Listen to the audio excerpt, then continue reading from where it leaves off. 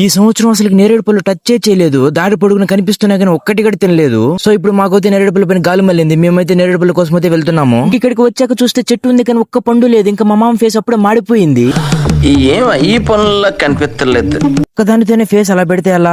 ఈ చెట్టు కాకపోతే ఇంకో చెట్టు. అంతేగా. ఇంకా అక్కడ నుంచి మన అన్న డైరీ ఫామ్ దగ్గరికి వచ్చేసాం. అక్కడ నుంచి ఆపోజిట్ వేరే తోటలోకి తీసుకుని వెళ్తున్నారు. అక్కడ ఇంకో చెట్టు ఉందని చెప్పి తీరు అక్కడికి వెళ్ళాక చూస్తే చెట్టు ఉంది, పనులు ఉన్నాయి. కానీ అక్కడ ఉండే ఆమె ఇక్కడ ఏం చూసారు, వేరే చెట్టుకి ఇంకా పెద్ద కాయలు ఉంటాయి, అక్కడికి వెళ్ళండి అని చెప్పింది.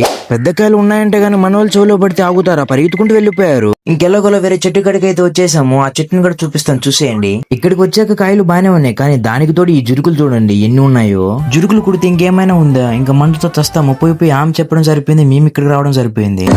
సరిపోయారు ఇద్దరును. ఇంకా ఇక్కడ బాతులు చూడండి ఎలా ఉన్నాయో. అలానే మన అన్న డైరీ ఫామ్ లో కొత్తగా ఆంజనేయ స్వామి విగ్రహాన్ని ప్రతిష్ఠించారు. సో అలాగే ఈ డైరీ ఫామ్ లో దొరికేది పాలు మాత్రమే కాదు, కోళ్లు మేకలు కూడా ఉన్నాయి. ప్యూర్ మిల్క్ కావాలి అన్నా, కోళ్లు కావాలన్నా, మేకలు కావాలి అన్నా, ఇంకా మీకు ఇంట్రెస్ట్ ఉండి బై చేసుకోవాలంటే కింద డిస్క్రిప్షన్ లో నెంబర్ ఇస్తాను, వెంటనే కాంటాక్ట్ అవ్వండి. ఇంకా మీకు డైరీ ఫామ్ నుంచి డైలీ అప్డేట్స్ కావాలంటే ఇక్కడ కనిపిస్తున్న ఇన్స్టాగ్రామ్ మరియు YouTube channel subscribe and follow చేసుకోవడం మర్చిపోవద్దు.